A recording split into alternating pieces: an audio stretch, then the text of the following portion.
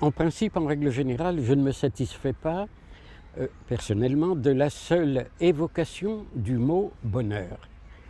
Je veux à la fois le définir, le vivre, donner les raisons qui permettent de le construire et d'y accéder, c'est-à-dire que je veux faire précéder l'accès au bonheur d'une véritable réflexion dont je m'efforce qu'elle soit cohérente, rigoureuse, efficace. Alors, la première chose à faire, c'est une sorte de conversion. Comment est-ce qu'on y arrive? Il faut d'abord arriver à la décision de tout changer. Comment on arrive à cette décision de changer nos principes de vie? D'une façon très simple, malheureusement. C'est dans la souffrance, dans la crise, et ça c'est fréquent. J'appelle crise une souffrance extrême telle que, si on la laissait se poursuivre, cette souffrance, elle mènerait à la mort. Soit à la mort symbolique, soit à la mort véritable, à la destruction. Alors, du cœur de la crise s'ouvrent deux voies, forcément. La première, c'est de se laisser aller, c'est de se laisser couler, de se laisser prendre par la souffrance, le découragement, la dépression, ça arrive à beaucoup de monde, ça peut nous arriver à tous. C'est la première voie, dépression, abandon, complicité, je dirais parfois. Complicité avec la paresse, une sorte de paresse intérieure, de fatigue intérieure, on arrête tout, on se laisse aller. Ça, c'est une voie. Mais il y a une deuxième voie, c'est l'idée selon laquelle s'il y a une souffrance, c'est qu'il y a quelque chose de passager, cette souffrance qui est indue. Elle est injuste, la souffrance est injuste. Sinon on ne souffrirait pas, on serait d'accord avec notre état. Si on souffre, c'est qu'on est dans un état qui ne nous convient pas. Mais alors peut-être est-ce que nous désirions d'autres choses? Mais oui, justement. Autrement dit, au cœur de la crise, se dessine une deuxième voie. Et la deuxième voie va consister à dire « J'arrête toutes mes perspectives antérieures jusqu'ici et je recommence une nouvelle vie ». Pour sortir de la crise, il faut faire un acte double, c'est l'acte de conversion, qui est à la fois une rupture radicale, j'arrête et je repars ailleurs, je me défais de mes anciennes pensées, de mes anciennes valeurs, et je me tourne vers l'avenir, mon avenir, un avenir qui devra être accord avec moi-même et puis joie de vivre, c'est pas pour tout de suite, mais c'est ce que je veux faire. Ça, c'est une rupture, une grande décision. Mais en même temps, cette grande décision doit être en fait accompagnée, précédée, accompagnée et poursuivie constamment par une longue réflexion. Cette longue réflexion, elle peut être faite d'un retour sur soi, de méditation sur soi, sur ce qu'on veut vraiment.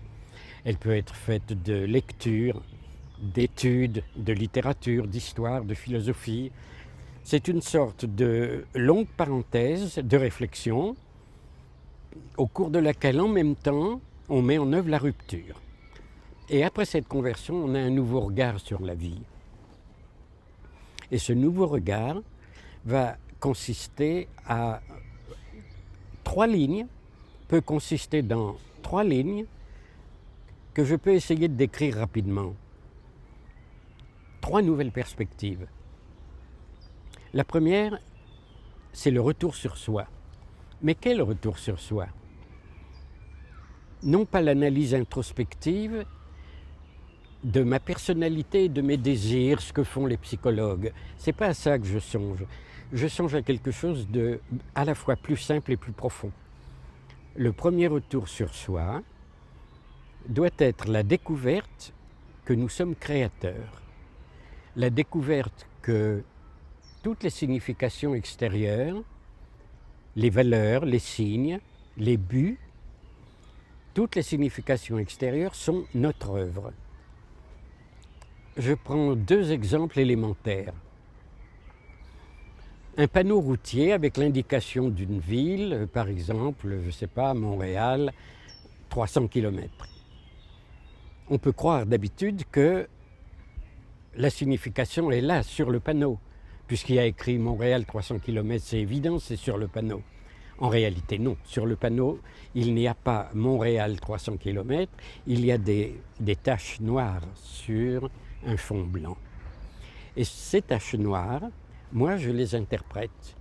Si je suis réveillé, si je sais lire, si ça m'intéresse, si je suis attentif, si je suis en voiture par exemple, c'est moi qui, actif, va animer le panneau. Alors là, je vais voir une signification, mais quelle signification? Il faut que je comprenne ce que c'est Montréal. Où suis-je? Je suis en Sicile ou je suis au Canada? Donc, il faut que je sois réveillé, il faut que je sois actif, il faut que je comprenne ce que veut dire les kilomètres, ce que veut dire 300. Si je suis en train de me promener en Chine, ça ne va pas être tout simple de lire les panneaux. Bref, dans cet exemple, je peux mettre en évidence le fait que c'est nous qui créons les significations. Je dirai tout à l'heure pourquoi j'y insiste. Deuxième exemple, également élémentaire, prenons le mot famine. Il y a de la famine au Sahel. Alors on pense, prenons la phrase, il y a de la famine au Sahel. Alors immédiatement, on pense qu'en effet, au Sahel, il y a des besoins alimentaires, et puis il faut intervenir parce que ça ne va pas, on ne peut pas laisser la famine s'installer comme ça. Or, les choses ne se passent pas du tout comme ça. Le mot famine est un mot dont on croit qu'il décrit une réalité, alors qu'il décrit un jugement de notre part. Famine, ça veut dire, mais pour nous, et pour moi aussi par exemple, ça veut dire, il y a des gens qui sont sous-alimentés eu égard à ce qu'on attend de la dignité humaine. Ils sont sous-alimentés, moi je souhaite qu'ils soient mieux alimentés. C'est-à-dire qu'il y a tout un raisonnement éthique derrière le mot. Autrement dit, quand j'entends le mot famine et signer une pétition, les significations ont l'air de venir des mots et des choses, il n'en est rien. Elles viennent de nous. Comme pour le panneau tout à l'heure. Pourquoi est-ce que j'insiste? Pour la raison suivante.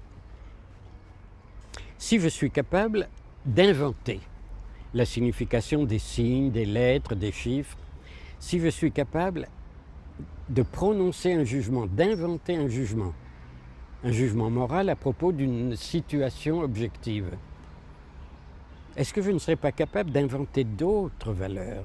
Mais oui, bien sûr. Je serais capable d'inventer d'autres valeurs et peut-être une autre forme de vie. C'est cela que je veux. Autrement dit, je m'aperçois, c'est dans ce sens-là que le bonheur devient une action. Le bonheur, voilà, absolument. C'est là que le bonheur devient une action. Il va devenir mon œuvre parce que je viens de montrer par le premier acte de la conversion Retour sur moi, je viens de montrer que nous sommes libres intérieurement. On peut penser autrement, nous sommes libres de faire ça. Deuxième état de la conversion, deuxième ligne, deuxième tâche. Je vais appeler ça la conversion à la réciprocité. D'habitude, trop souvent, on considère autrui, surtout dans notre société industrielle, on considère autrui comme un outil exploitable, comme un outil utilisable. La conversion, comme quelqu'un qui a à peine une conscience. On voit des individus à l'extérieur, dans notre espace, dans notre perception, mais on n'insiste pas sur le fait qu'ils ont une conscience, une personnalité, une histoire. La conversion à la réciprocité va consister là aussi à renverser la vapeur, à comprendre que moi qui suis un centre, d'où partent des intentions et des perceptions, je suis le même que cet autre que je vois, lui il est le même que moi et il est un centre de perception, un centre de liberté, une valeur. Je vais le reconnaître dans sa valeur, dans sa spécificité. J'ai une autre attitude à son égard. Je ne serai pas exigeant et je ne serai pas dominateur. Si je ne suis ni exigeant ni dominateur, ni ignorant de l'autre, il y a toute une quantité de conflits qui ne naîtront jamais. Il n'y a pas de raison que des conflits naissent lorsque les individus se reconnaissent réciproquement dans leurs intentions, leurs créations, leur accord réciproque de l'un à l'autre. Il faut que l'autre aussi évidemment fasse le même travail de renversement, de conversion. Troisième voie, troisième activité de la conversion, troisième visée, pourrait-on dire, dans le propos général de construire son bonheur. Mais je vous arrête un peu sur le deuxième voie. Oui, Ce que je comprends, c'est dans ce sens-là que vous dites que le bonheur est inséparable de la relation à l'autre. ah, naturellement. Naturellement.